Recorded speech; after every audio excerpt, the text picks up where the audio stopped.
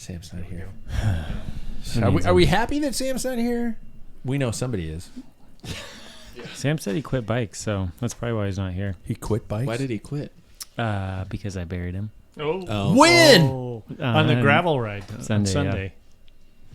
Oh, no. Yeah. Oh. Did you He's say still out there in the gravel somewhere. He was hoping for like another month. Yeah, no. game over? Yeah. That's rough. I don't know. That's It was rough. probably just a good day. I was really angry about You things. left him in a pile of tears. Yeah. He was in fetal position, Yeah. Coughing blood. coughing blood I see him. in the shower. So No! It was so nice. Curled up in the corner. Actually, I imagined him like Willem Dafoe from Platoon out on the gravel road. Just yelling falls up to his knees. Why?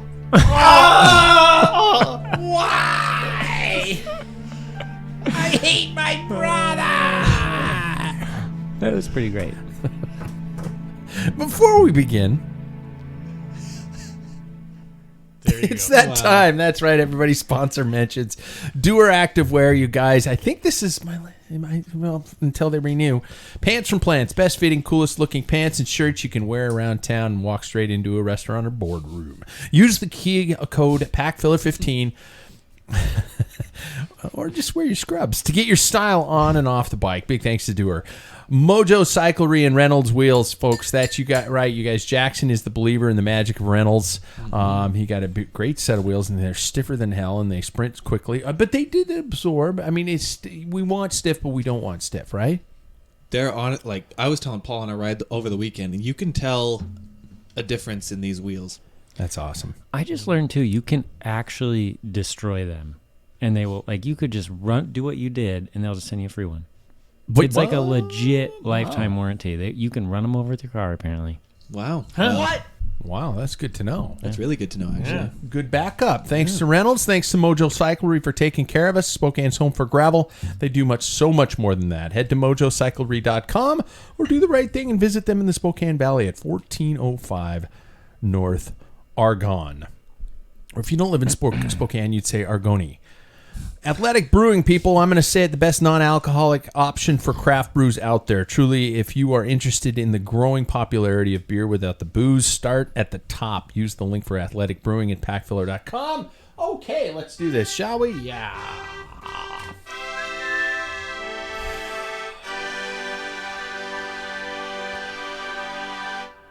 If you say it looks like piss in a cup, I'm going to be really upset. I wasn't going to say it. So I have to protect myself before anything comes out of your mouth. Here we go. Can you believe that we're in this stretch to 400 episodes? Wow. That actually does not include some live shows, some videos, some shorts, and a series of sponsor-specific shows that we did and archived. I did a whole bunch of series for the Sufferfest, and I did some Tour de France shows for other people who I can't mention because they never paid me. That I have since yanked from the archives. So we are, even with all those gone, we are approaching 400 episodes. Unofficially, in my opinion, the longest running cycling podcast available. Will we get the clue? Nope. We are also one of, if not one of the only ones that is live. That is right. We are live on YouTube right now. My friends at Cycling Legends tend to do a little nervous twitch when I talk to them about going live. And I'm like going, just pour the beer and whatever happens, happens. Mm-hmm. Right? Mm-hmm. Come play with us on YouTube right now. Welcome to Life on Two Wheels. Welcome to the Pack Filler. I am Pat Bulger. Let's get this show on the road. Gentlemen, welcome, and please answer the following after your introduction. This one's from a listener. What was the first bike that you remember owning? It doesn't have to be a racing bike, just the first bike you remember owning, and maybe the feeling it gave you when the wind rushed through your hair like Meg Ryan in City of Angels right before she got hit by a car and died. Spoiler alert! Oh, She did. And Nick Cage was like, I'm an angel. I'm going to switch to being a non-angel for this girl. And pow! Well, that was a big old... That's life. Face full of reality. Yeah. I love her. Oh, she's dead. Mm-hmm. I just spoiled a movie, but it wasn't that good anyway. Soundtrack was kind of. I mean, I remember that Goo Doll song. There's a came out. French film that was done. I can't remember what it's called. It's done in black and white, but it's not an old film. Really. And it's very, art house type. Betty And dies on she a was- bicycle. And it was this kind of semi-handicapped guy, and the angel was a woman. Oh, And it was trippy, but it was great. It was a great movie. did she switch to human and he died? I can't remember because I watched it in college. Oh, Yeah. college movies. Yeah. All right. Well, speaking of Wait which, a minute, I said it wasn't that old. I take that back. yeah, he is secretly the best purveyor of Big Lebowski quotes. Speaking of movie, Mr. Paul Main, how are you, man? Good. Talk to me about your first bike that you recall and you loved, and it became a unfortunate It was a hand-me-down, first step actually. in addiction. I'm out of 5 Was it kids. hand-me-down? I was 4. Okay. So my older brother had it, then my sisters, and then I had it. And it was called a convertible because the top tube was a removable piece. So the the girls had hell? a step through, and it's a 20-inch wheel Oh, bike with cruiser type Sure. stuff. Handlebars and seat and stuff. But that's what I learned on. I mean, it was like, do you want training wheels? No. And bam. all right, bye. I think it was around 3 years old. Wow. So I didn't have the top tube yeah. hooked on because I was too short. So I had to ride Oh. on the step through part. And I had that bike all the way up into junior high, and I actually converted it to. It was, I don't know what the maker was, but I got BMX bars, and I used to jump the crap out of that, and I used to. Wow. That thing lasted forever. I toasted a couple of wheels. I think the back wheel was kind of. What was it? You don't remember the model name of it? No, not at all. I just gotta because It was like this piece that your seat bolt pins the back part of the the back part of the top tube, and then the front you had a bolt that actually bolted onto the front. So then you could remove it.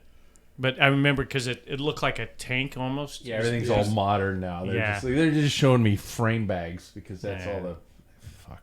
It was. I don't know where my parents got it, but I ran the piss out of it. So Nice. I don't know if we can beat that one, you guys. So second of all, he is not so secretly a poster boy for the psychological definition of sibling rivalry, Mr. David Waples. If you were listening right before we went on air, Sam's not here, and that's because Sam is currently apparently crying in the shower. No, I'm buried in the gravel road. Or yeah, laying in the ditch. Got to clarify that. bullet riddled. It was Tom Berenger. Yeah. You got a first bike? My first bike. I don't remember what it was. I remember it was a Centurion. My dad. It was Sam's first bike and my first bike and my little brother's first bike. And we still have it actually. What's the color? White and white red? and red. Yeah. Mhm. It was a very classic one. And then it had 105, but it had the original. Oh, so your first bike was like a legit road bike. Well, at the time it was With still pretty old. 105. I'm pretty sure my dad got it for $100 and some speakers he traded or something like that. So it was it A wasn't microphone. Yeah. It's got cap tires, Yeah. cap shocks. But yeah, it still fits me actually because we rode it in junior high and it was way too big for us, and now it's in his garage just hanging on the wall. So Wow. It had the pivot He's still shifters got it? on it. no, it's got the he just hangs it on the roof and it looks nice in the garage. But no, I think it had the down tube shifters originally, and then it had some of the first STIs. STI shifters. Mhm. Yeah, comes out the side and Oh, yeah. Sure. Yeah. yeah, thumb Yeah. trigger, and then I don't remember if I'm describing those right, but there was a thumb Yeah. trigger. You know, I wonder if you could get those old STI levers with the cables running in, and if you puppy pod but grabbed those Does that cables, would you be That's legal? where it got started. Most people were back We're when those grabbing were the around, they were STI grabbing on the cables. cables. Yeah. Yeah. Loophole. There we go. Yeah. Go Bring 'em all, back. All of us with garages full It of wouldn't old work shit the way are it suddenly reads. popular It now. has to be in contact with the Yeah. brake. Say and the goodbye to bars. wireless shifting because Yeah. this is going to be superior. Yeah. Cables are going to come back. Cables are going to come back. Next is, you notice I'm saying secretly things. So next, the next person is not so secretly a big Swiftie, Mr. Jackson Bulger. Yeah. Well, You are a Swift. You're going to Swift. Well, yes, because my soon-to-be wife is probably one of the biggest Swifties I've So ever you're met. a Swiftie by default?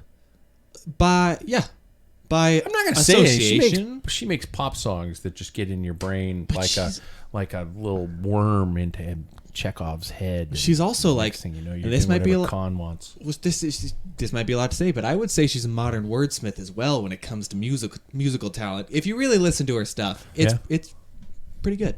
Anyways, Swift. What? Taylor Swift? Taylor Swift. Taylor whoa, Swift. whoa, whoa. I'm like, what is it? Are you just trying to say 12 hours, Swift? ladies and Taylor, gentlemen. Taylor yeah. Swift. Love Swift. I Okay. do need to mention that David's into Scrubs. He came directly Yeah. from Right. work. And then more Yeah. about it. Paul said, "Oh, covered in MRSA." Yeah. The bike. Well, I mean, as you would know, Dad, I've had quite a few bikes. Yeah, but the audience doesn't know. Well, that. right, I know. The first one I remember actually putting like some sort of miles on was this red Specialized, and I'll never forget. We got it at the two-wheel. Was it a special? Two-wheel dealer? At the Wheel Sport on Division. Mm. I remember this bike very well, and it was a 26-inch mountain bike. And I remember one day, my mom, our dog at the time, and myself, we were out on like a walk, hike, ride, and one of the cranks came off. I remember that bike. I remember that bike now. Yeah. It's what a shocking crash that is to go back and realize one of your cranks is off. But I remember that bike very well. I thought it was so cool. You've had several bikes over your childhood. I do remember you had a Redline BMX bike. Yes, I You remember had that one very something a long time before that. I think your first one was like a Costco special, and it was green and had the training wheels and everything like that. And somewhere on some digital file, probably unfortunately sitting in a dumpster somewhere, is a video of you riding the first time without training wheels. And I'm not going to cry because, dude, it was. I'm like, now that I'm thinking about it, why the hell? That's the problem with digital footage. You just load it onto something and it just disappears. Yeah. And you named all your bikes. Right. I did. Well, I still name all my bikes. You do. Yeah. Yeah. That's Yeah. very normal. Yeah. Thank you. Do you name your bikes? Mm-hmm. Really? Paul, do you name your No. bikes? Paul didn't know. No. It's a tool for Sorry. the trade. No, mine's Yeah. got a personality. Yeah. Yeah, like when it was scratched. I heard Oh my God. So You never let that That's die. Scarface, then you call Scarface. it. She's got a blemish now. Yeah. I think scars are sexy. Well, she's got a permanent one now. My wife has one right Why across it's, her it's eyebrow. on the back of the bike. Why don't we just call it a tramp stamp? Yeah. Well, those are intentional. I don't know if they are though. I mean, most of them are like. Yeah, I can attest to it. Put it here. Oh my God. Some kanji, it's something. I don't know. Okay, moving along. Me, I'm secretly an introvert. I'm Pat Bulger, and I just talk loud to hide my insecurities. My first bike was the first that I really remember, and I actually had to look it up online, and they had the exact copy of it. I wish I would have kept that webpage up because it's a work of art. It was made by Huffy, and it was called the Wildfire. Rand called him And I Wildfire, really huh? hope it comes up. That's it. That is it. And I can't really show it for the listeners, but that's what it looked like. That's what it looked like. Big Nice old fenders. seat. Jack I'll would be drag happy. it over to the other monitor. Yeah. Nice. Yeah. That was it. And it had that. Did that come out before or after the song? You know what? It came out after the song because every time I wrote it, I sang that song. Michael Martin Murphy. Yeah. You know, and if you think about it, as a kid, I thought it was the coolest thing in the world to sing while I was riding my bike, but it's a depressing as shit song. A woman who just goes off into the night, Riding a horse and never yelling comes back. wildfire, yeah, into a storm, and she's dead. Yeah, so you know. Well, no it's more- got the no more sod cantilever. busting That for bike me. has the cantilever they stole from Schwinn. So the the top tube, then the lower half. Where are the brakes? It's it's a a coaster coaster. brake. You pedal backwards. Yeah. Oh, that's right. Yeah. Yeah. I thought I was the shit on that thing. Look at that saddle. The saddle's just beefy. For those of you who don't know what I'm talking about, just Google Huffy Wildfire, and it's the one with the nameplate in the center. It was so cool. You know, you'd think that coaster brakes would have gone by now. Nope. If you go to Walmart, because I had to. Coaster during brakes are college, awesome, man. Well, they're not that great. They're Really? pretty freaky. I could. Modern day, they're pretty freaky. Oh man, you could style Skid. just into anywhere Yeah. with a coaster brake. Well, that's when you were like stopping to like not hit the fence. You know. No, we hit the fence. Oh, yeah. Yeah, Well, the brakes were no that good. helmets. Yeah, exactly. Just cutoffs, no shirt. See, Yeah. that's the thing though. You're like, oh, they were great, but now you're like, they weren't that Two great. kids holding a sheet of plywood. They're the ramp, and Yeah. 3 kids are what you're jumping. That Yeah. was You did it. That was our video games. Oh, Just go and play my. outside. Parents Yeah. don't know what the hell you're doing. Next thing you know, it's like How'd you get the tire mark on your forehead? I was the Little Pat jump, missed the jumping. I was the third guy. Don't get me started on big wheels. You guys summarize the past week on the bike. How's your life's been like on the bike? David should probably start because Sam's not here. We can belittle the fact that you have now taken dominance at the top of the Waples chain of command. Well, after our ride, that was like last weekend. I didn't do much. I was pretty spent. Yeah. And then what was it? Thursday night race, right? Or Thursday night? Sam did his Thursday night throwdown. Yeah. That was a lot of fun. None of you guys were there. I know. No, Yeah. we weren't. I'm still moving. Fair enough. yeah. Yeah, I was 2 days off of heart ablation. You selfish prick. fair enough. All right, I shouldn't have said anything. Wow. Whoops. Yeah. I still got. You could probably still see the black Oh yeah. and blue from the. Look at that. Little bruise. I'm gonna sue. Yeah. So it was just 2 rides though. It was Thursday and then Sunday with Sam because I was camping Saturday and we did my first ever gravel ride. Like I never actually thought about it because I have a cross bike. But First ever Yeah, gravel ride? I just ride cross though. I've never like gone out to ride gravel roads. Wow. And it was actually really fun. Like we saw some really cool parts of the Palouse that I've never been on before. And then it just like, I don't know, maybe it's because Sam weighs like 300 pounds and he kept sinking into the gravel, but I just felt like I could kick his ass all day. It was great. I love this element to no. the show. Especially because we don't hear the shit coming from Yeah. Sam right Yeah. now. Yeah. He's just got to Yeah. eat it all. Yeah, he's later. He's like- going to have to He's eat it, gonna- yeah. He's gonna be listening to it somewhere on his Yeah. headphones. He's got no excuse. He's got that really nice gravel bike. I have a 2012 Crux. It's just a cyclocross bike, so kicked his butt. Well, it goes to show you don't need a gravel bike. No, that's what I'm like. This is a great ride on a cross bike. It's a cross bike. Yeah. If you're going to do fast gravel, then a cross bike's going to be fine. Yeah, it was great. So That's not true. That's not It true. depends on like the gravel that you guys did. There's There's- no way the advantage is a gravel bike. well, That's- that- yeah, no, I don't know. I Well, mean, tell we all that, had the tell same. that to Pete Stedna. We all had the same tire size, so like I don't know what are they getting out of it? Pete Stetna does like different things.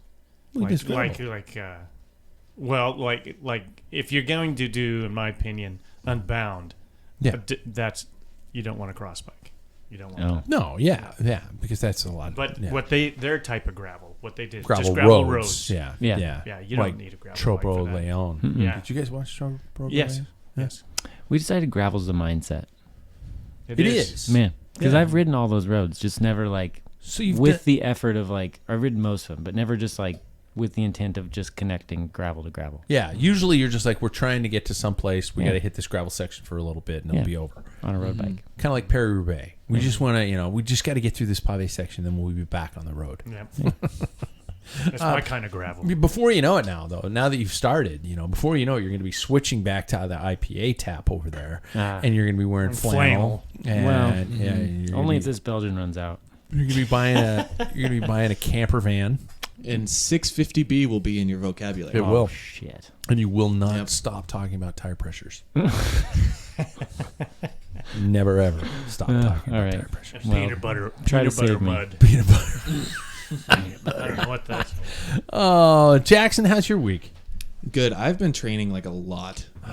Nice. Yeah. To a point where this week I was like, it's race week. I don't feel like I have to ride that like as much before the race because I've been feeling like I'm killing myself. Don't want to do too much. Yeah. But I mean, Paul and I got out on Sunday, which was really nice. Like we thought it was like a casual talking pace the entire time, but I got back and we did like almost 20 miles an hour the whole time. So that was like a pretty good. It was pretty great I was pace. talking. We were both. Yeah, we were both yeah. contributing. I just like talking. So anyway, did I ever tell you about this stretch of road? I was in a bad way. And I didn't feel good that whole ride. But Oh, no. anyway, Oh, really? It's your I didn't even know. it's your topic. We didn't even show it. I'll tell you that. Oh, I was hurting. Oh well. Yeah. He masks it well. For a guy who Me doesn't too. wear sunglasses, he hides his pain well. Occasionally, his eyes will go about a quarter inch farther back into his head. Right. He looks like some sort of a nocturnal creature, or one of those fish underwater. If he had a cord going over his head with a light bulb on the end of it, he'd look like that thing down the deep. But that's the only time you can really tell he's tired. Yeah. So couple rides, just couple. I did. I've been incorporating Zwift in there just so I can actually like stay on top of it. Sure, But sure. Every time you get I always try and get some sort of like a high intensity effort, just some sort of burst of stuff, and it's been good. So feeling good for this week. Paulie, you're Yeah, moving. I went. There Yeah, I'm moving, packing, and stuff. So missed Thursday's TNT, and then that was a bummer. I wasn't there. I know. So Yeah. Yeah. You pointed that out.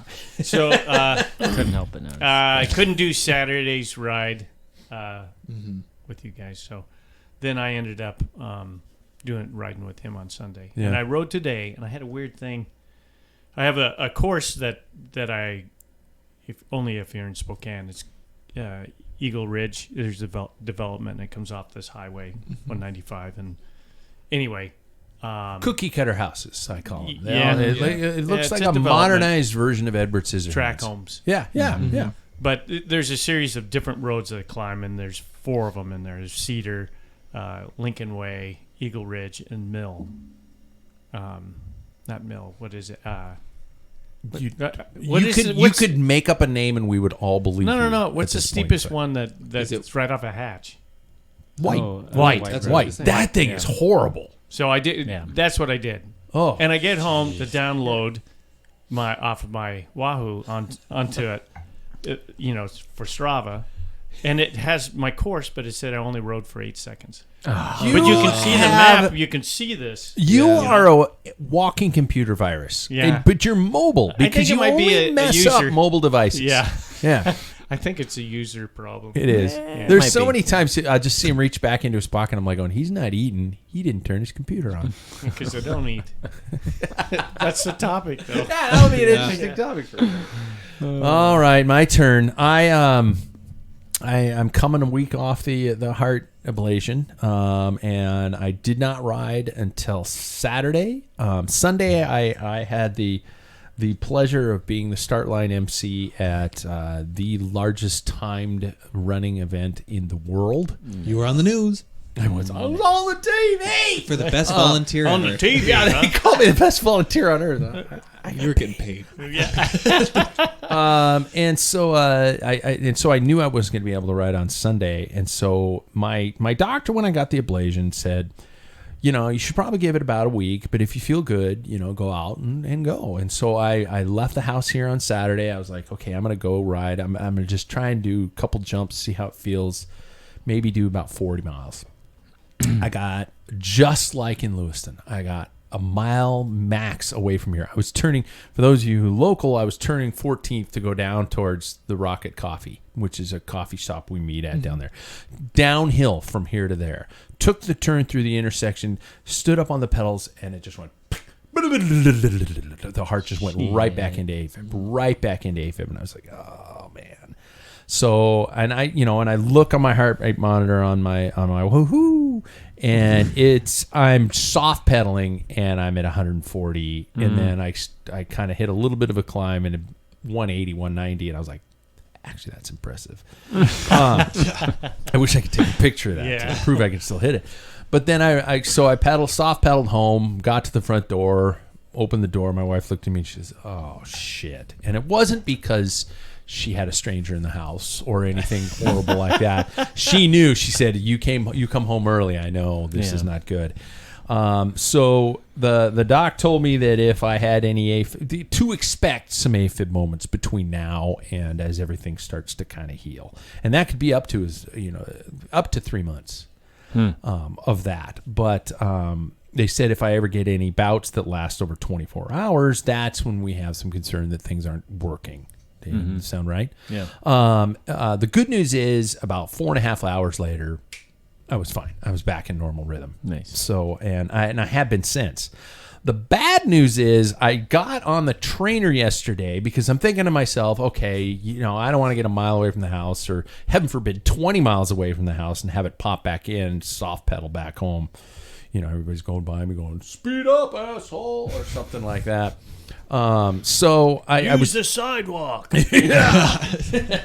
That's a person on an e-bike. Yeah. No, and I didn't want to, run into that situation. So I have been riding the trainer for a while just to kind of be in that safe place. And Waffles.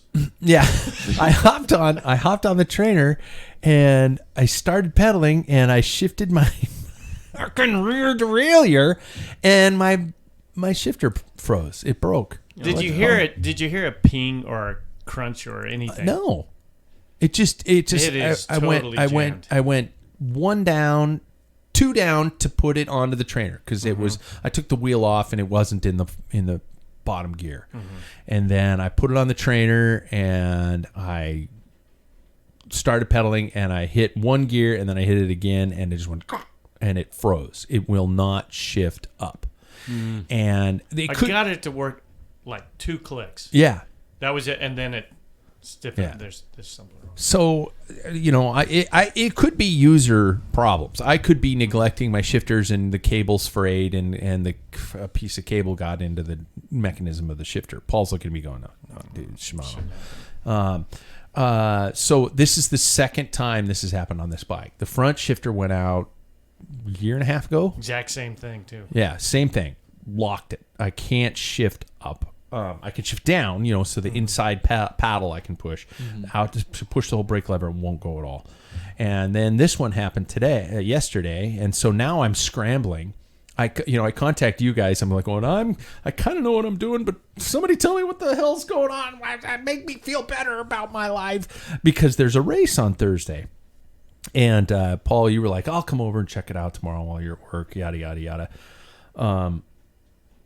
I ordered a shift lever just while I was talking to you guys. I was like going, screw it. If I'm going to have a spare, I'll have a spare, or I'll turn around and sell it on eBay. The scary news is it's not going to be here till tomorrow, which is the day before our race. And, so hopefully I'll get it all thrown together. But the big worry is I didn't get that ride on the trainer, and I don't know what an effort's going to do. So I don't know if I can, sprint out of the gates and everything holds. So I'm going to start on Thursday. I'm lining up and I'm starting. I might make it 20 feet. But think about how easy it'd be to soft pedal back to the car. If Right? Yeah. Was it 2.5K course, right? Yeah. Something like that. And so worst case scenario, and of course my lovely wife who's worried about her husband because, I'm a gravy train. She looked at me just like going, are you sure? And I'm like going, honey, what's the worst that could happen? Go back. Well, I can die. But no, I'm joking. But I go into AFib. I just pull over to the side of the path, turn around and come back and watch you guys race. So still a good night. Yeah, exactly. So, it's not like I'm doing any major worry. I wish I had the time to know this shift lever comes in, get the bike ready, hop on the trainer, and do some stuff tomorrow. But the timeline is just not going to allow it. So this is going to reveal that clearly I'm behind in our text thread, but it's not just where the 90 degree occurs. You can just fray it and break it right there. No, it's not. It's not a cable. It's the shifter. Yeah. The shifter will not. You can disengage the cable. The shifter does not move. Yeah. Yeah. Wild. Yeah, that's... Second time it's happened to me. The same thing. The front one, now is rear. Yeah. It's on the wall. Yeah, the front one's hanging up behind Paul's head. Yeah, the wall of shame. Never had that problem with down 2 shifters. Yeah. I'm just saying. Can I get an amen? Or electronic. Amen. Yeah. So I don't know. Although I've seen a couple of thrown chains lately Just saying. Yeah. Who are you looking at? You looking at me? He's Or Sepp Kuss threatening taking his own fingers Yeah. off by changing Changing batteries in the batteries. middle of Yeah. a race. Well, and that wasn't even the problem. No. yeah. And he dropped the battery. Yeah. Well, yeah. Was he going to stop? It fell out of his Yeah. hand. Oh, stop! And sorry. Well, he did about 100 yards later. He did come to a stop, Yeah. probably for a bike change or something like that. Well, and you guys will be proud of me. This almost deserves a round of applause. I actually worked and cleaned the bike yesterday. Good man. I even went to REI, got a chain cleaning kit. Whoa. Changes the game. Gets Yes, your it floor does. super dirty, Absolutely. but it's worth it. Your floor super. You don't put a rag down. You Well, put gel down? I put a garbage bag down. Oh, okay. But- good.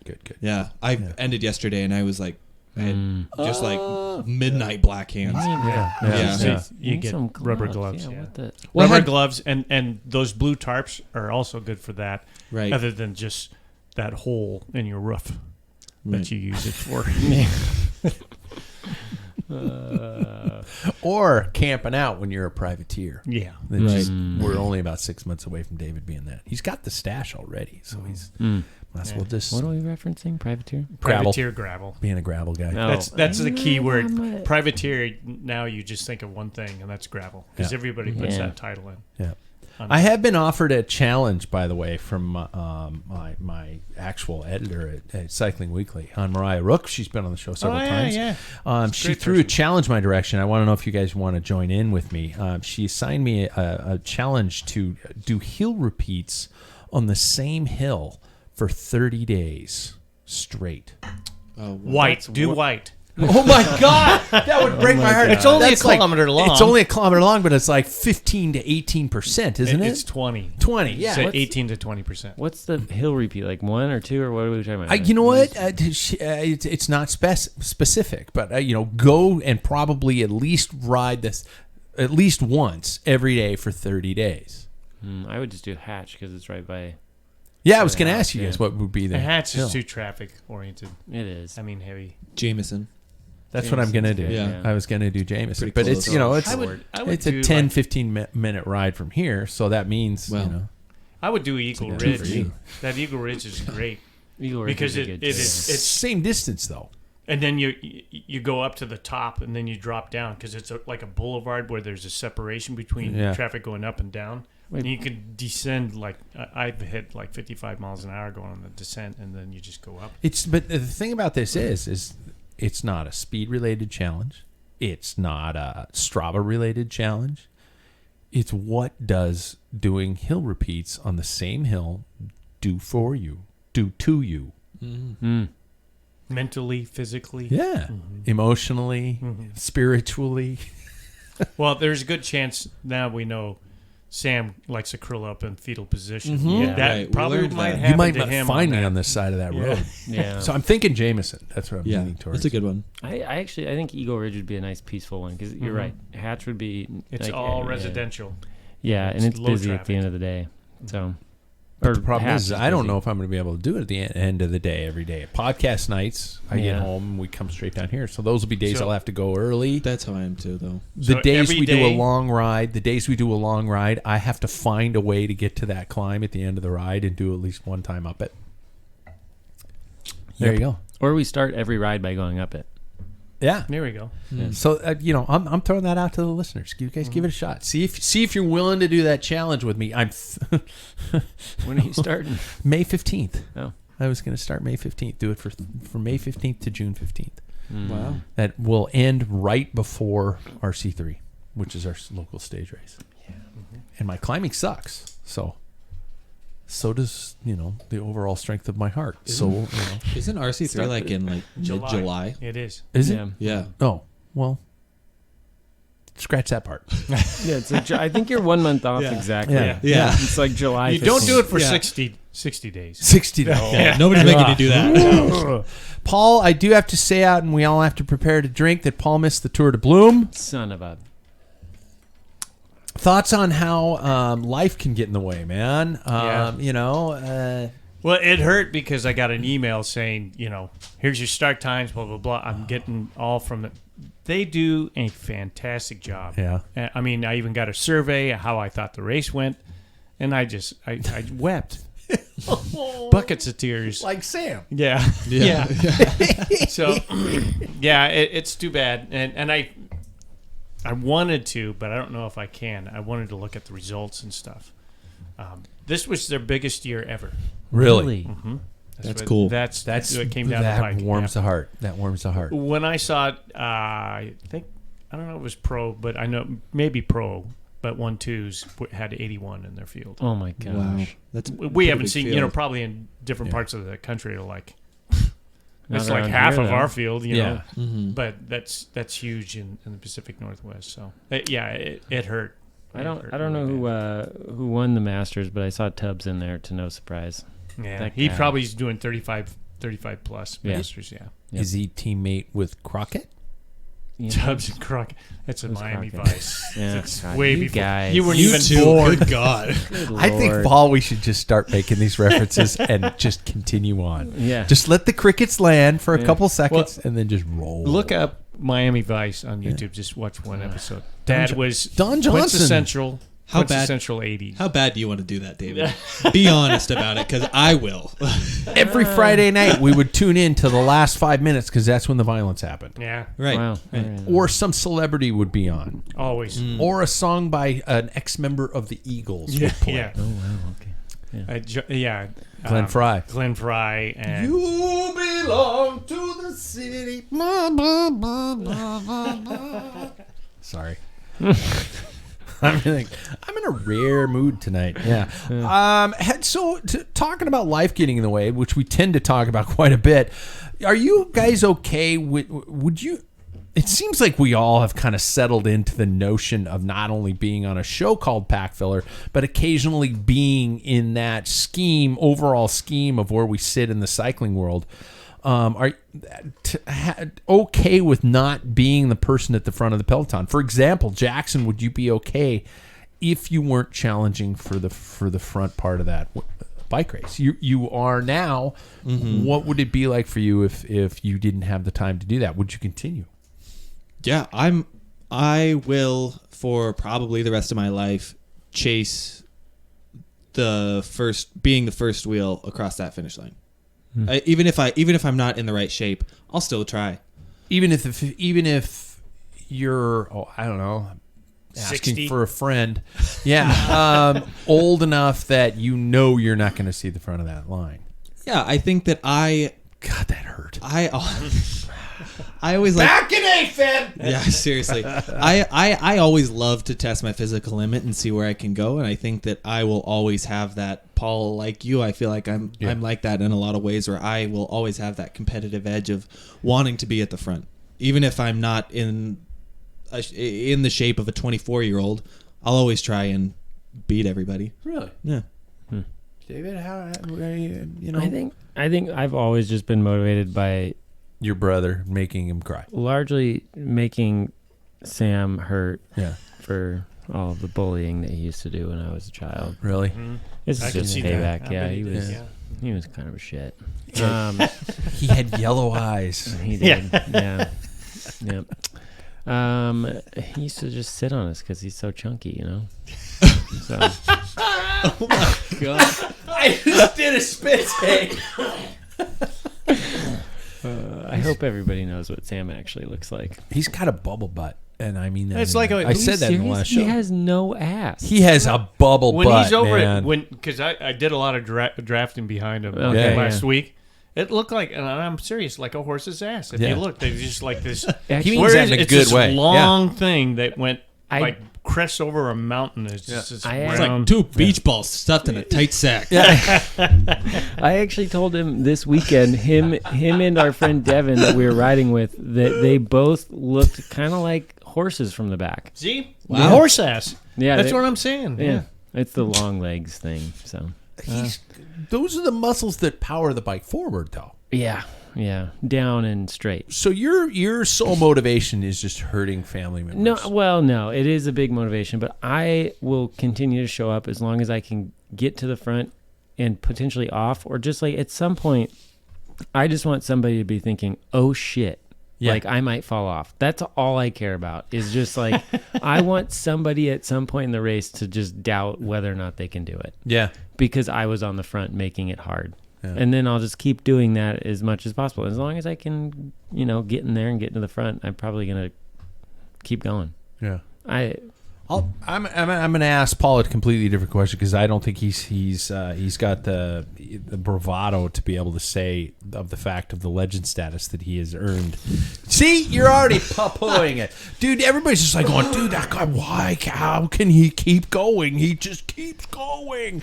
Yeah, and so you are just, you're Ra's al Ghul, man. You have the fountain of youth, dude. But my next question was going to be like. Did anybody ever have those dreams of being a pro roadie? You had a plane ticket to go to Belgium. That was it. It was France. France. Mm-hmm. So that's mildly ironic. That, Mr. Belgium was going to go to France. What were the dreams back then of being a pro? For example, for you. For me, I started way late. I mean, my first race, I was 23 years old. So I had a lot to catch up. And by the time I was 25 in 2 years, that's when I had the opportunity to go to France. It was a teammate of mine. Her mom was from this particular part of France. And they had family there. And they were willing to house. And a team was actually interested in housing, having me on the team and stuff. But I came into the crossroads, I'm 25, what I'd love to go and I'll experience, racing and see how far I can go. That was the ticket. And then I also put in for financial aid to go back to college. And I got tons of money to go back. And I'm like, yeah. Then I'm, at 25, I'm thinking I'm really kind of screwing the pooch here because if I don't make it, then, I just passed up my future. So, I made the choice to stay and I met my practice wife that same year. Practice wife, yeah. Practice makes so We're I'm just starting to think testing back. the waters, honey. I think I looking back, I probably should have gone to France, even if I didn't make it. With a practice wife in the picture. You could be working at St. Bernardus by now. Yeah, I could be. Oh, Yeah, which is funny because this place where Trolo-Brion, Yeah. it's not far from there. That's the region where I went. Really? Mm-hmm. Wow. David, now with medical school, was cycling just a side project, or was there just occasionally lying in bed at night going, I could be a pro?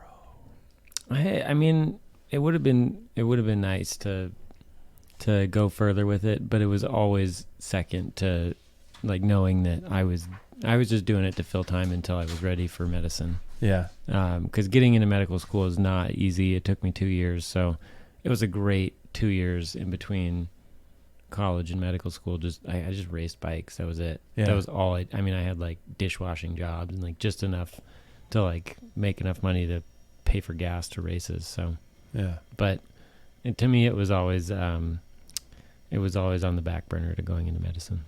Yeah. Yeah. Jackson, soccer probably burned your brain out for that kind of dream of grandiose. Was there some, or do you still think maybe I might be a couple sprints away from some World Cup points? Right, being a Cat 4, I'm almost there. Hi USAC. I'm still pissed at you. No. I'm trying not to swear. Yeah, I thought- yeah, Jackass poopy heads. yeah. I thought we got the 3 last week. No, Well- you weren't here last week, and I lost my shit on air. Yeah. Apparently, Yeah. he doesn't listen to the show either. Yeah. So these are apparently not USAC official USAC races, so that's why they don't count. Oh, so these don't count for points? No, No. they Well, don't. Good to know, because that endorses my current strategy of just making everybody hurt. Just go like a. I Yeah. said a dog in a squirrel park. I did hear that part. Yeah. Okay. Oh. Oh, So we said- listened to the first 3 minutes, or somebody said- told you. Somebody sent it to me. Oh. Okay. Oh. Okay. But there was some definite hope when it came to soccer. Yeah. There were some We were really eyeing big colleges. college Yeah, talks. yeah. But other than that, I've just kind of recently started seriously racing. So Yeah. Hell, I'm 24. Who knows what happens when I'm 25? Yeah. You never know. I could be asked to go to France. Yeah. Well, you got a good wife in the future, so it's not a You do. practice. I went with the practice. Not good. So Yeah. you're going a different direction. Yeah. That's Yeah. the difference. So, yeah. But I mean, I'm like, career-wise, I'm super open to whatever comes. Sure. If if EF comes knocking on the door and asking me to ride the tour, hell, I'll take You that. never know. You know. Yeah. But I don't know if that's gonna happen. So Okay. I pursued it full bore. It was my life in high school. I was a bike racing nerd, and I so much so that my senior year semester I left to live at the training OTC. center, the Olympic Training Center, and it was everything. And while at the Olympic Training Center, I was diagnosed with Epstein-Barr, which is kind of a chronic fatigue, and came back to Spokane. And my father and a couple other people put me on a training program, and then I missed the Olympic trials by one place. They took the top 10, and I got 11th. And so I mean, it was ongoing life for a long time, and obviously it's still a big part of my life. And I'm really glad the way things turned out in the long run. Would you guys, in reflection, I mean, we all talk sometimes about the life of a pro, and does it still seem romantic to you, or does the reality of what those guys are going through and women are going through ever make you stop and go, oh my God, no way. I love racing my bike, but there's no way I would want to live that life. Do any of you guys have that mentality? yeah, I mean, I think, Or if EF called, would you be like, yep, I think that free bike? I think That's all you have to. Yeah. right, yeah. I think what is so cool is I feel like I am in a relationship where I feel like we would both look at a situation where if something like that came along, it's like, this is such an opportunity. Like, how can you pass up something like this? Especially, I will say, like, I'm lucky. I'm at that young age where I can kind of, I would be able to, would be is a bit of a stretch, We've kind of established something here, but I'm at that age where it's like I could kind of see myself pouring myself into something like that. But what's really cool too is that there's like a lot of opportunities in different ways now. So like what we're seeing with what Legion does, like you can be a domestic racer and you don't have to be in Belgium or France for these training camps for like a whole month, So I think it's definitely changed in like what can be offered now too, though. Sure. So yeah, I guess, did that answer it? Yeah. I think it's brutal. I don't know if I could do it. I could have done it in my 20s. Yeah. I mean, I was open for everything, and in light, thinking about, we got some crackling going you're on. static in the background. Yeah. The time period that I went, in retrospect, I'm glad I didn't, and I'd like to think that I would have kept my nose clean, but that was a ramp. That's when things started ramping up drug wise. Yeah. And, and here I have people sponsoring me. My brother, and I had a couple of families who are willing to pay the cost of that just to train and race in France. And then if I'm at a point where I'm like, I'm going to let these people down, I don't know. I mean, and you start reading all these people that did drugs, in that time period. It was the way Brian Holm said, we didn't even think anything of it. It was like in the 70s, smoking. Everybody did it. Yeah. It's just one of those things. And he goes, in retrospect, when you look back, it's like, oh, God, that was terrible. But it was that time period. So I'm glad I didn't, But I think that times changed. Probably if in a cleaner situation, there'd probably be, it kind of been fun to try and give it a stab. Yeah. And I could endure, the regiment and stuff. Yeah. Mm-hmm. David, would you give it all up? Nice house on the South Hill. The being able to walk into a podcast studio with blue scrubs with something on your left shoulder. I mean, right shoulder. Right shoulder. There's something white on it. And I don't even want to know what the fuck that is. Yeah. Great. I saw that in the. Might as well lick it off. Patience, Aero. Lick it off. Yeah. It's just a little schmutz. Would you give it all up or no? Don't ask what his Are you last happy where you patient are? was. Yeah. I think I got enough out of it that what I needed from cycling in the years that all I did was pursue it. Yeah. And I was ready for something where I was ready for what I was hoping to get out of medicine, which was just to, devote my life to helping other people. And that was what ultimately in cycling, I can understand how you inspire people. And those EF Gone Racing, have you guys seen those? Great videos. Yeah. And the guy, I'm blinking, he took time away and he was doing all these challenges. Lachlan Thank Morton? you. Yeah.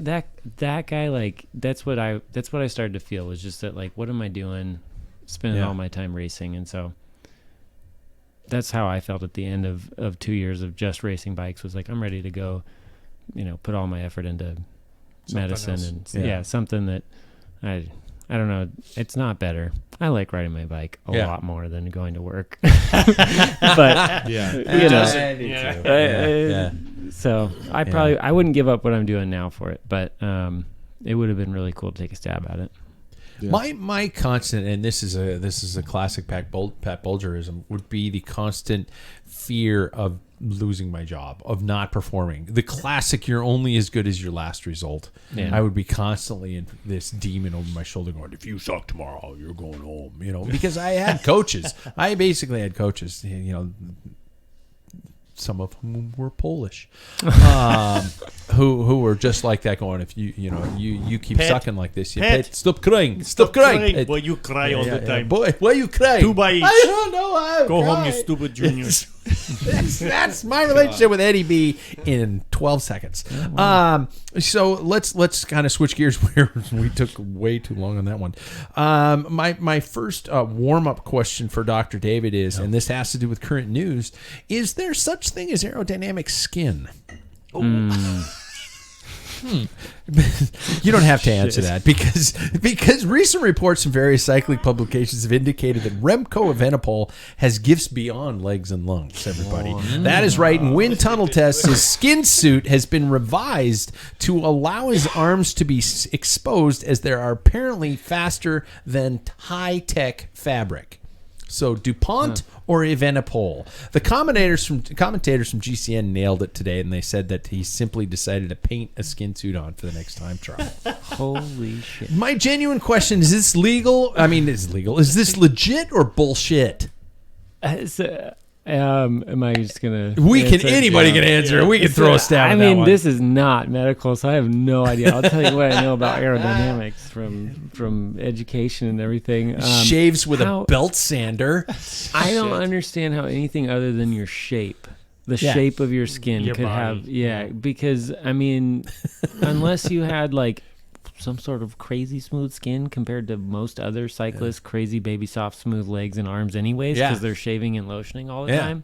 I mean, I don't know. That doesn't make any sense to me. Unlike Achilles. The shape, I think, is what would matter. Like the shape of your body. Yeah. Like the shape of your wheels matters. Like there are probably people that are more gifted in the shape of their body being more aerodynamic. Their position. Yeah, their position, like the shape of the musculature on their arms, legs, and biceps, whatever. But unlike Achilles, whose mother dipped him into the river to make him impervious to weapons, Remco's mother dipped him into a lake of Nivea lotion. Oh wow! Every day from birth on. Yeah. The kid is like butter. I would love to see what the claim is for why that's. Well, the big thing I think about it is, and I want to know if you guys, is this some group of entourage just going like Elvis's followers, like, hey, Remco, man, you're the fastest, you're the best, everybody loves you, Remco, you got aerodynamic skin, bro, you're gonna win everything. Lefebvre's just going like, yeah, he's like who is Elvis's, the old man, uncle. Oh yeah, frick his name was. Yeah.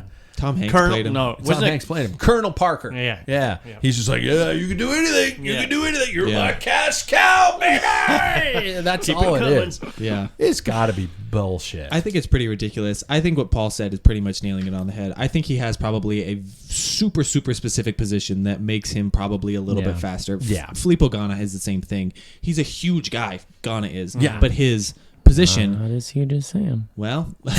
Yeah. This guy is huge. That's a trigger word for Sam. Ghana. Yeah, that's true. He's sitting there. He is now on his knees like Willem Dafoe in Platoon, just going, You guys need to see that movie if you haven't seen it. Depressing as shit. But I don't think that Remco is any more aerodynamic than anybody else. I also think that the fact that he's a short king. Yeah, he is. So that Lord probably, Farquaad. Yeah. So smaller bikes we all know are a little bit can cut through the wind a little bit. So. Yeah. Interesting on that point because you have Ghana's how much power, and I listened to Watts Occurring. He averaged Ghana on a 20-minute effort over, I think it was 500 watts. Oh my God. So and he lost. Crazy. To Remco. Yeah. And it's not a watt thing. It's the skin. Yeah, it's your CDA. Yeah. So his position, he sits so low, and it's just the way he sits on the bike. Well, you got to have power too, but you don't hear about how many watts he's putting out. I can guarantee. I bet you anything he's not. It's all about position. Yeah. And this is an indication how crazy this Aero thing has gotten. Ugh. It's just absolutely insane. Yeah. To me, and it probably started at a bar. Somebody had his fifth, like Westmala. Yeah. It's on the skin. And then some news reporters like, he's got special. Some would say, let's be honest. After the first day of the Giro, many were just going, well, wonder what else is on. Yeah. That it was over. However, there have been some cracks. First of all, he lost the jersey today, probably intentionally. But we can all agree that if you watch today's stage, the last climb, there were 0 Soudal Quick-Step riders alongside Remco. Whereas Ineos was, however, on both sides of the peloton driving it. Honestly, the left and the right side driving it on with different lineups. What do we think about the next 2+ weeks in terms of what's going to happen in Italy? Can we all probably agree that this is Remco's to lose, but there are several chinks in the armor? I mean, I think to me, this reminds me of a 2020 Tade versus everybody kind of situation. Yeah. I think he could really do it, but I think that what we don't have anymore is a pretty hefty thing called COVID to take some riders out. Sure. And so I'm really, really interested to see how that team, which is not really built as a World Tour team, or not World Tour, Grand Tour team, will show up against Ineos Grenadiers, who is a very experienced, same with Jumbo-Visma, very experienced Grand Tour team. And so it'll be a really interesting fight, but I think it's, like you said, it is almost his to lose. I think how many of those guys got it in the earpiece? Now they were up front quite a bit, but if I was the director and you could see that Remco was not in any stress or I would say everybody shut completely down. Rest.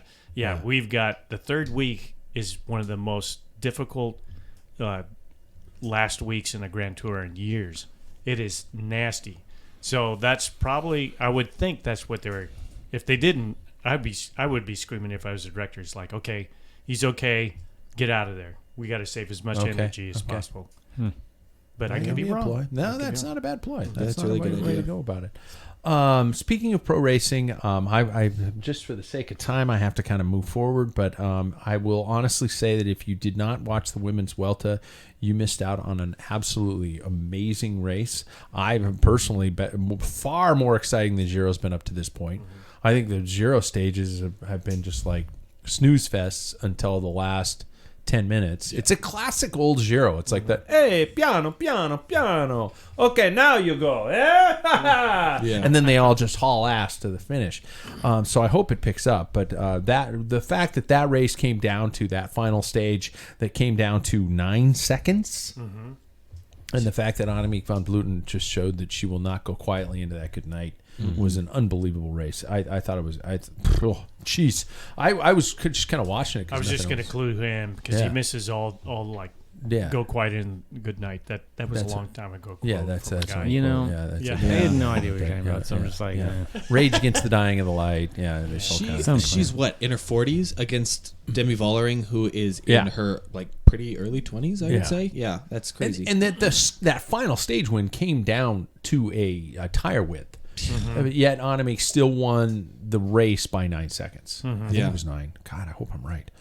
Yeah. So 9 seconds that it came down to. So on an unbelievable race, and how women's racing is dialed in right now. I will say so great. I will say I think that I will stand by what I've said previously about Demi Vollering, is that I think we are seeing currently the next version of her. Yeah. Because we all thought Vollering was going to be a sprinter. Not really. No. Yeah, she's everything. Yeah. So before we get to the topic for tonight, I do want to take a quick break. I'm taking longer than the break to allow for some of our sponsors to sell you something that might maybe pay off to me, but I think it comes in like Greek dollars.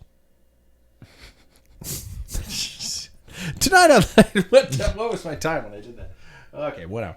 Tonight I want to talk about fueling, you guys. From the days of bananas and Nature Valley granola bars.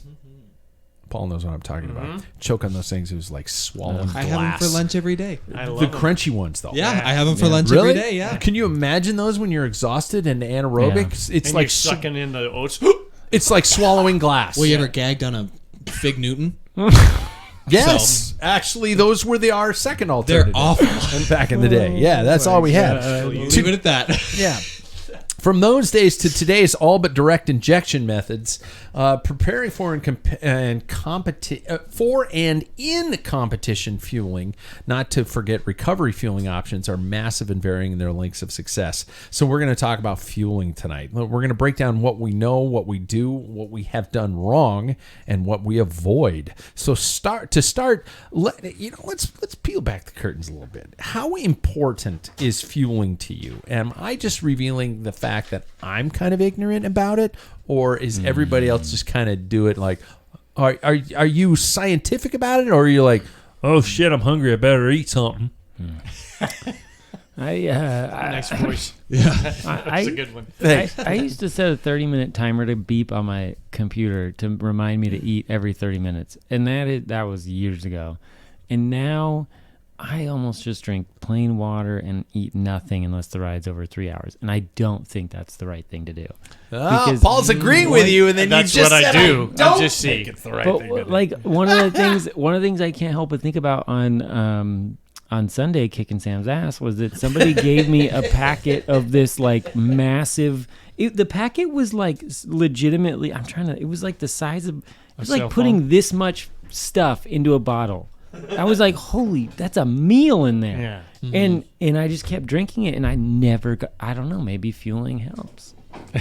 Because I never got tired. It was weird. Yeah. So- it's crazy how it works. So you're saying is I finally kicked my brother's ass Because I ate. when I ate. Yeah. Okay. And I'm okay. like, but Sam, I'm going to speak for him because he's not here, is a really scheduled, annoyingly scheduled about his like nutrition. And, I don't know. It works out for him sometimes. So I don't know what's right. I'm on one end, he's on the other. Yeah. We both kick each other's ass. Jackson, you're a time setter. You're a timer. Yes. Well, I have to be. I don't have enough on me to not. And I mean, I guess. Oh, so what are you saying? I was, that but- your father's fat Well, and he that- needs to, he's got you got plenty to store there, pork belly. Somebody's a little defensive. I was.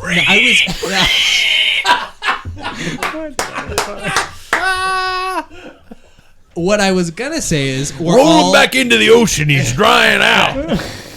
we're all bike racers here is what I was gonna say. So I guess none of us really do.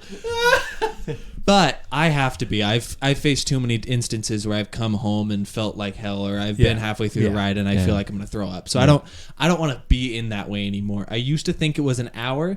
Now I have it to a perfect science. Really? It is if we are going on a ride, a good like Paul, what you and I did this weekend. We were out for 3 hours, 2-3 hours, something like that. I had eaten 400. I know for a fact that 2 gels are 200 calories put together, And so I had eaten a very specific amount. What I do is every 30 minutes I'll eat something, and What kind of gels, Jackson?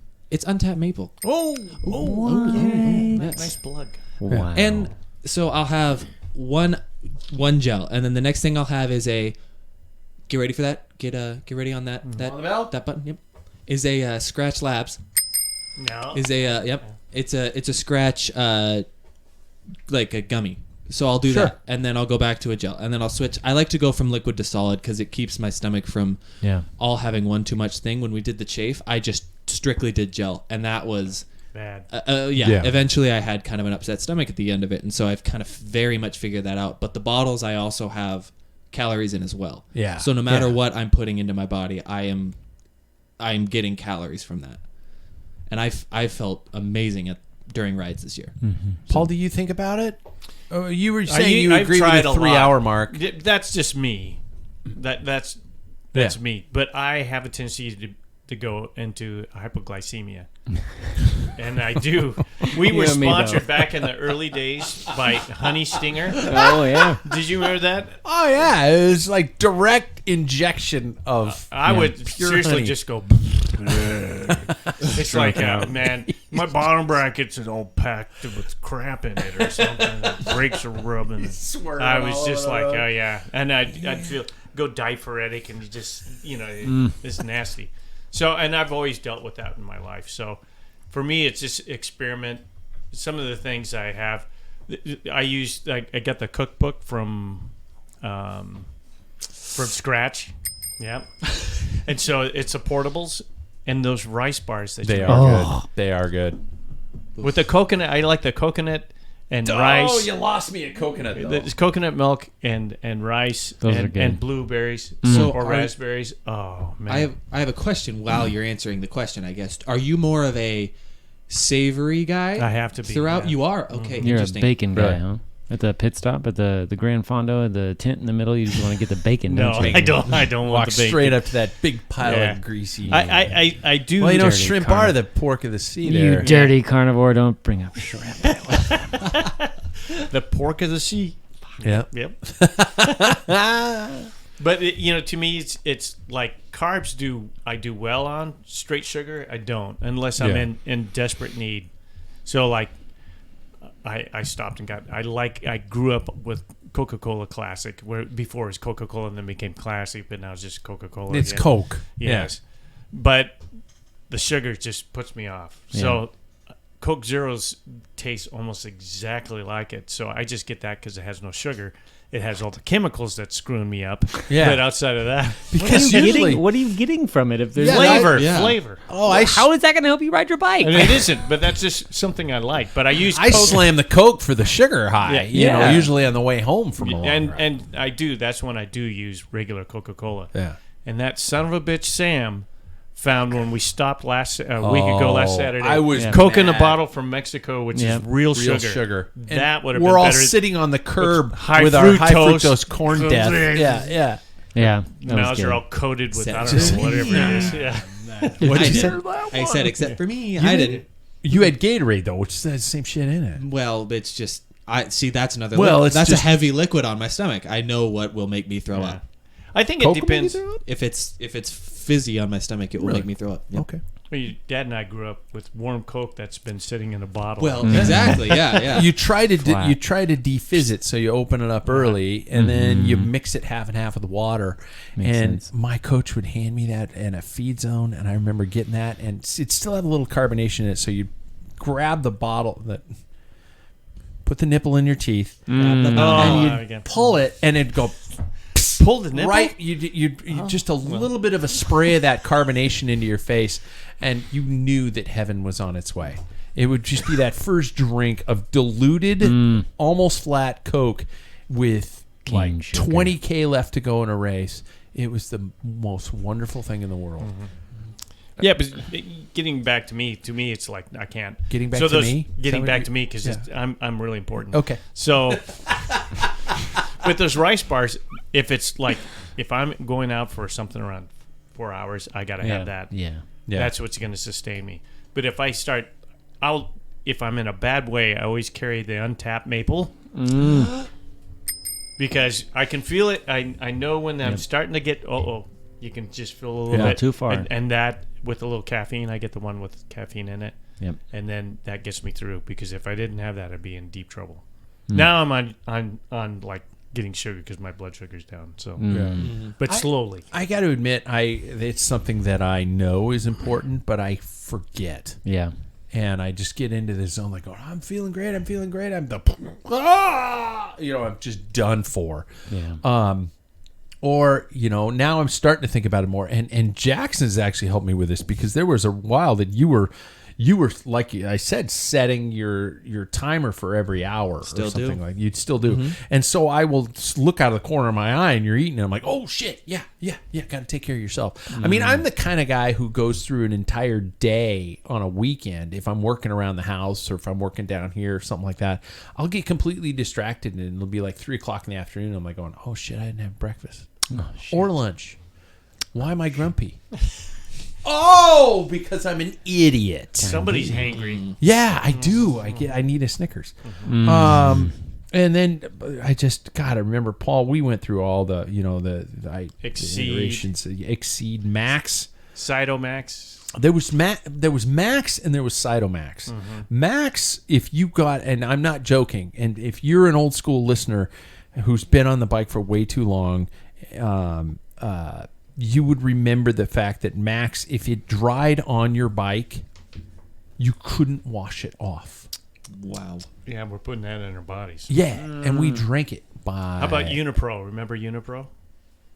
It was like this is just salt.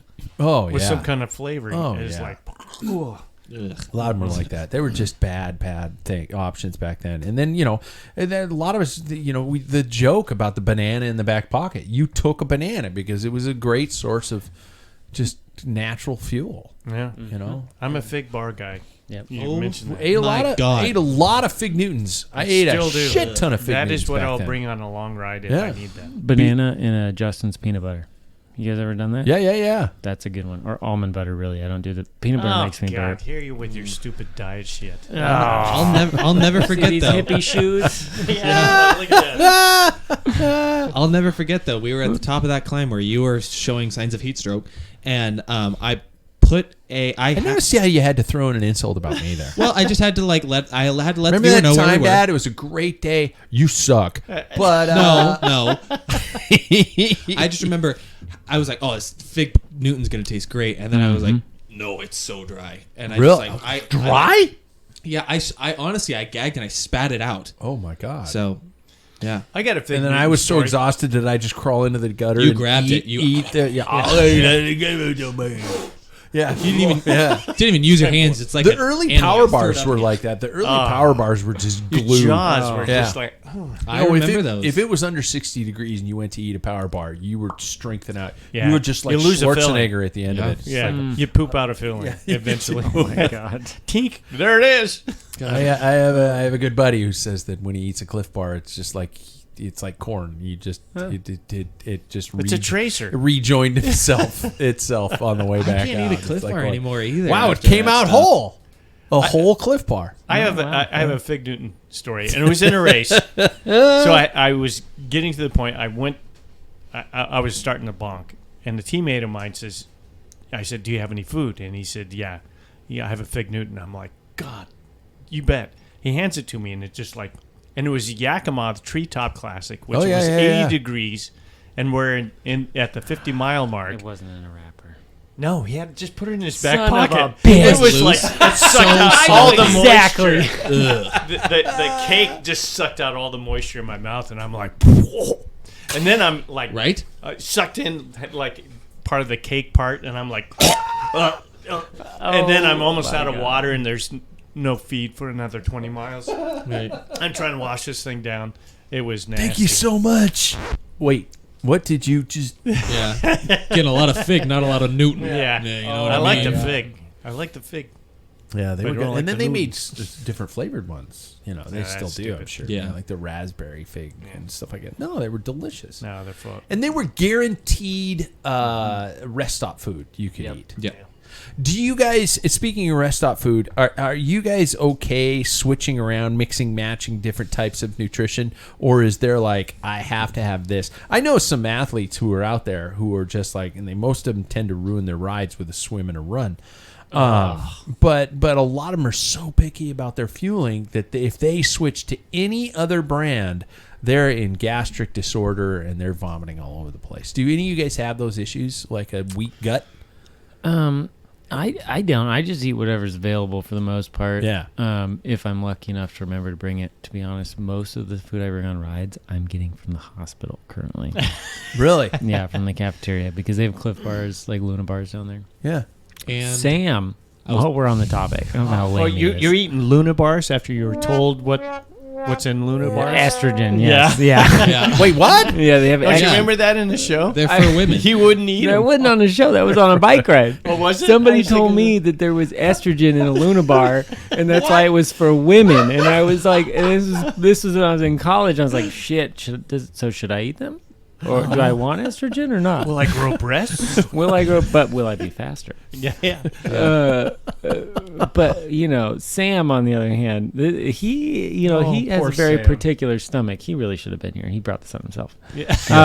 He has a very particular stomach. His stomach, I feel like he's very particular about nutrition, and if he does it wrong, you'll know about it. Yeah. Yeah, it gives you tainted meat. That's Yeah, how it got you. that's He's going full Tom Dumoulin on the side of a road somewhere. Yeah, but when he gets it right, and he kicks everybody's ass. So Do you guys have any post-ride rich fueling requirements? I mean, because we talk about Sam? recovery. God, what a weirdo! We need Sam here. Yeah, he was pissed that he wasn't going to be able to talk about Well, he's recovery. still in the ditch crying. Yeah. Yeah, I just want to make okay. Go on. All of a sudden, although now his head just poked up like there was a great disturbance in the force somewhere. Yeah, millions of voices crying out at his expense. Do you guys have a post fuel? Do you go straight to the scratch recovery? Do you drink a athletic beer? Do you do something like that, or do you just I just get home and I like Peter Sagan taking a handful of gummy bears at the end of rides. I was just like, personally, because I love gummy bears, but that would make me probably need to shit within an hour after the ride. Interesting. See, Gummy bears make you shit. They do. That's really interesting because The Harbo ones? I'm a big fan of Albanese. See, there you problem. Albanese is the originally best. are Harbo, and they're German. They wouldn't do that to you. Oh, right. Yeah. If You anything, you're shall gonna not you'd be constipated. If anything. Hold it until we are telling you. See, the reason why I keep saying the reason why I keep saying that's very interesting is because I am very sugar based. Yeah. With, I can handle a good amount of sugar. I think that's why the Cliff Bars and other things like that really upset my stomach. And what we were talking about earlier is moving to other brands. It can kind of be a dangerous thing for me, but moving into a recovery setting, I don't necessarily I'm not going to take a handful of gummy bears, but I have noticed the effects of having some sort of recovery beverage opposed to not specific, right? Recovery and, specific, right? Yes, and I think the scratch, another ching ching, but having something like that does actually help me. I am a little irresponsible, and sometimes I do forget about it. It's very easy. You're moving quick. You kind of just forget to put that in a bottle and walk out the house. But it has an effect, and I think Sam, like David mentioned, is very responsible about that stuff. He's got the podium legs. He's got a recovery specific beverage. It does help after a hard day. I rag on him, but there's pretty good research and data to support that you should be using recovery drinks. Chocolate milk, even. I don't know about chocolate milk. I don't know. I think there has been some chocolate milk versus the real ones, but I don't know what it showed. I've heard chocolate milk is not necessarily the most productive because there aren't those specific things that it's replenishing in your body. It's just it's a lot of sugar. Yeah. So it's kind of helping in that, but you probably know a little more. Well, I don't buy already made chocolate milk because then they put all kinds of things to keep it, chocolate so it doesn't separate. Wait, it doesn't come from brown cows? No. Shit! Yeah. Anyway. But it'll be interesting to see. So what do you think, as Dr. David? What are the things that your body needs to refuel at the end of a ride? Is it protein, sugars, both? Both. Yeah, you do need protein to rebuild. I mean, think about it like as you've essentially expended your glycogen stores in your muscles, your liver, depending on the length of the ride. So you need glucose to replete those, especially for the next day. And then if you're I think that depending on where you're at in your training, you can tailor your recovery drink. If you are in the middle of a weekend, you might be just focused mostly on carbs because that will replete your glycogen stores. You're not going to make muscle gains on a race weekend. Whereas if you're early in the season, I mean, you need some carbs, but you also need more protein because you're building muscle, you're repairing muscle. So it's, I think it just depends on where you're at. I would say race weekend, focus on your carbs. Training weekend, focus on getting a good amount of both. So it's so nice having a professional because I talk out of my ass, but you have something behind it. Yeah. Yeah, and I'm a broadcast professional. Sam well, does I mean, this like stuff. medical professional. Excuse me. I apologize. Sam, I wish was here because he actually does this stuff. I don't do it. I know I should. Do you but really wish he was here? No, Do you really? I'm so glad he's gone. Yeah.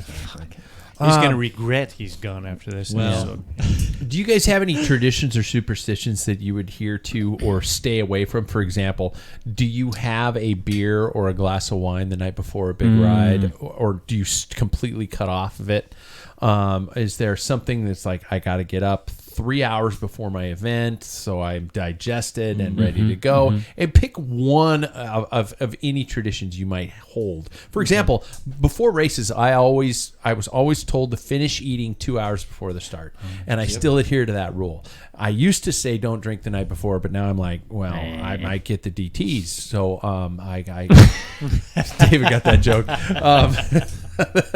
So I want to be steady on the bars next morning. But no, so I will have it. I have a beer the night before a race. I don't give a shit about that stuff. But those are some of my superstitions. Any of you guys?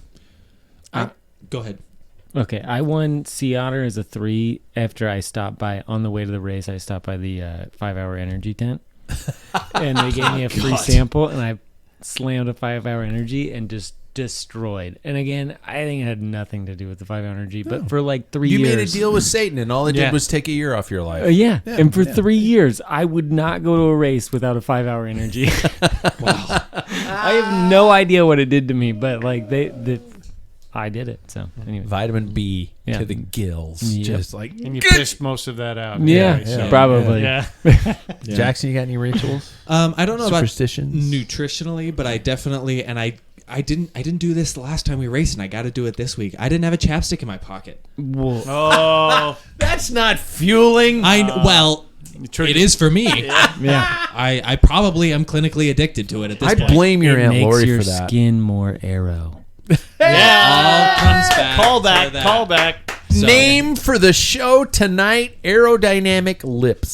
So this week, everybody watch out. There's going to be one in the pocket. That's right. So, That's right. But nutritionally, I mean, I think the 2 hour before. I remember hearing Phil Guyman say that it takes 2 hours for oatmeal to digest in your system. So I will agree with that. You agree with Phil Guyman? Yeah.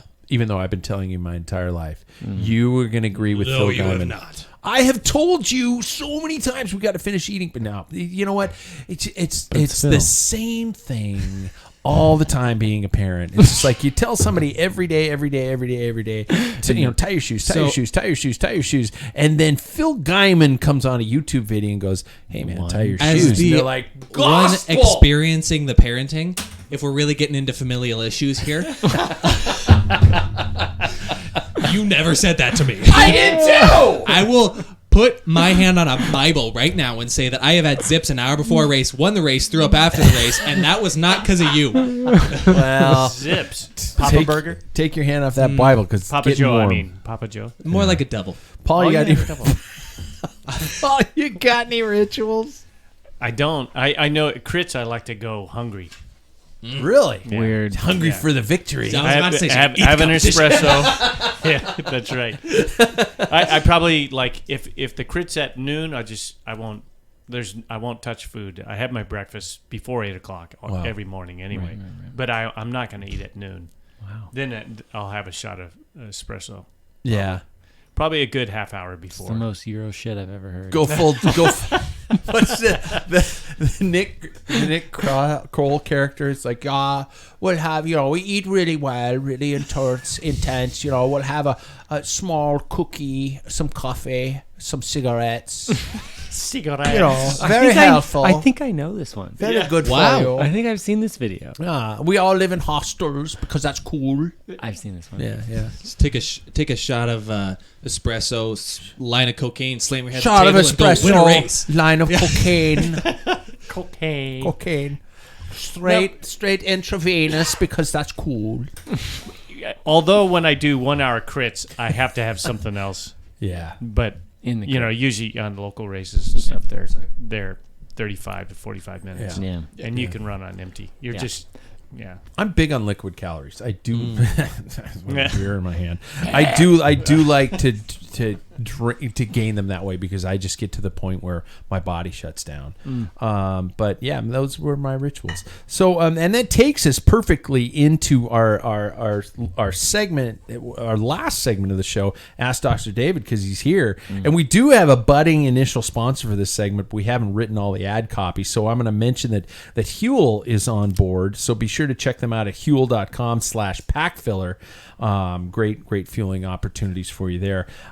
There was a question in regards to vegan and vegetarian cycling and dealing with those types of things. Number one, being a vegetarian and dealing with those challenges. Number two, being a vegan and not shutting up enough about it to be able to eat something because you're constantly talking about the fact that you're a vegan. Correct. Like a triathlete. Yeah. So what needs to be taken into account for a competitive cyclist focused on a vegan or vegetarian diet? Or should we all form our opinion like they need to eat beans or secretly hide a steak in the basement? Just in the corner, like It's called steak tartare, damn it! It's hanging on a meat hook with a flashing light bulb. like if you cross Gollum and the Blair Witch Project, you're just crouched in the bottom of the corner going. Eating The a sharp needle steak. teeth. This is my private time. You enter the basement. You don't crawl. You don't walk on 2 feet anymore. You crawl on all fours. I think we should just let David have this. Yeah. One. I think we went too far. You guys are out of control here. Okay, well, Sam and I obviously have experience with this, and then there's also Because he tried to kill you. because he tried to kill me. Yeah, with tainted meat. Tainted meat, as yeah. we know. As we know. Yes. Should have sued him. Seriously. I know somebody can help you out on that. Oh, thank God. We'll talk after. So it's actually like I think it's pretty well established. You don't need animal protein to be an athlete by any means. But the issue with the vegan diet, and this is from a medical standpoint, is vitamin B12. That's the one thing that you cannot, in general, get from a vegan diet. But that doesn't become an issue for like 5 years, just so everybody knows. Like you have an adequate body supply of B12. It won't be a problem for like 5 years. So most people take a supplement, and then it's totally sufficient. So as a vegetarian, you're eating eggs and milk and everything. Those have enough B12 that it doesn't become a problem. But you can get pea protein, or like broccoli actually has a lot of protein in it. That people tofu, all these things. You can get plenty of protein. You can get complete proteins when you mix like quinoa with beans. So there's really the issue with being a vegan or a vegetarian athlete is that you have to put more effort into your meals. You have to think about it harder in order to get complete proteins out of your meals. In order to get the carbs, usually aren't an issue because most people substitute the protein of an animal product with carbs, and so people who eat vegan and vegetarian tend to eat more carbs. So for them, it's usually protein is the issue. And as long as you're putting the extra effort into getting complete proteins, so like quinoa and beans, and tofu, then it really shouldn't be a problem. There's nothing special about eating a steak after a meal that you can't get from tofu and broccoli. Well, let me ask you this, because I've heard this several things from people that tried vegan, is that getting their protein intake is you end up consuming a little bit more calories than you would if you were not. Do you think that's a true statement? I think it is. I think it is, but not to a fault of the vegetarian diet. I think it's because people substitute protein with carbohydrates, which are very high in calories, and then you end up eating more in that regard. And then also people who eat protein every single day, every single meal, it takes a month, 2 months, 3 months to realize that satiated feel after a meal does not have to come from meat. So for Sam and myself, when we first started eating vegetarian and vegan years back, it took a while to realize, like, okay, no, I'm actually full. It's not just like eating a steak that makes me feel full. You have to learn to recognize that you are actually full. It's impossible. Yeah. Most people, they just think, like, I'm not full until I've had a piece of meat. And it's... No, I'm not full until the plate's empty because Mommy told me to. Well, there's eat everything on your plate. Yeah. So my eyes are bigger than my stomach. You can end up eating more calories, though. Yeah. Wow. All right. So, final question, final K. And this is kind of, we're going from very important information to very petty. The final question is, gentlemen, and this is for the whole panel, obviously, is there a specific brand, make, or model of cycling gear or anything that you are, number one, loyal to, or have a horrible grudge against? A brand. And we can, I'm worried I might not be able to hit that because you guys might just go like, Scratch sucks. We love Scratch. But anyway, is there... For example, I'm a little disenchanted with Shimano right now after my second shitter is shitted. I'm a little upset right now. I'm just like, and part of me in my mind today, I think I put it in the text group, was like, that's my last Shimano bike. I'm not going to buy another one.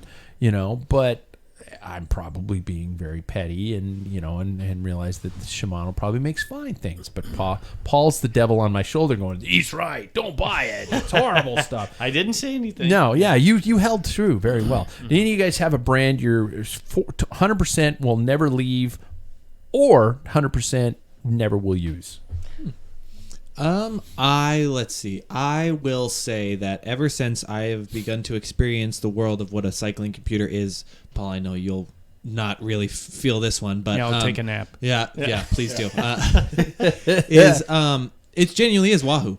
It's just like the interface of it all, like the way I can add and customize my own screens, but I still have buttons in there, is a very nice thing for me. And it's a format that I've learned, and it's like switching from it's like switching I will. It's like switching from Android or iPhone to Android, It's like you have to learn a whole new system.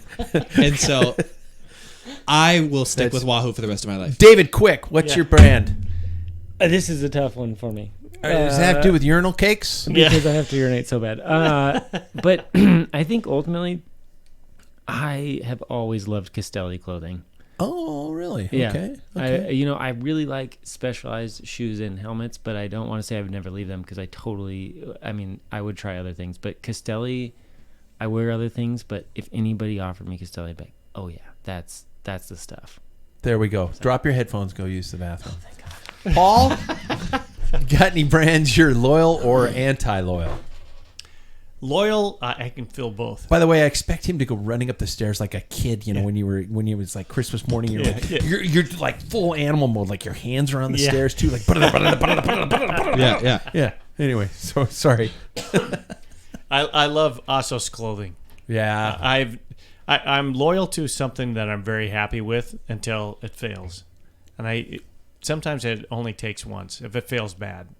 If it happens twice, I'm done. Yeah, I did that with Pearl Izumi in the early days. I loved Pearl Izumi, and then I had one failure. They're like different products. Like I had a booty that went out within a month, just blew the seams, and then I had shorts that were falling apart, and I was done. And that's just my experience. Yeah. And some people are probably like, I've never had a problem, but I've never hear anybody that's paid money for Ossos and they're like, oh, they're crap. They cost a lot of money, but they do. Yeah, I have arm warmers from 1990. Oh my gosh, yeah. I had the original Ossos chamois that were real chamois that you had to hand wash. Yeah. And you had to use, that's when you used chamois cream because it would be like sandpaper. Yeah. If you didn't. They And they were- lasted forever. And they had a replacement where if your chamois wore out, you could send it to, I think it was in There was Michigan. somebody who No, would it was repair in, 'em. Yeah. and they would, there was some lady who would put a new chamois in. That's really cool. Yeah. Yeah. They're How'd you like to be the person who removes the old chamois? Well, they That's don't your job. Yeah, open up the plastic bag. God, what have I done? Why? There's skid marks. What the heck?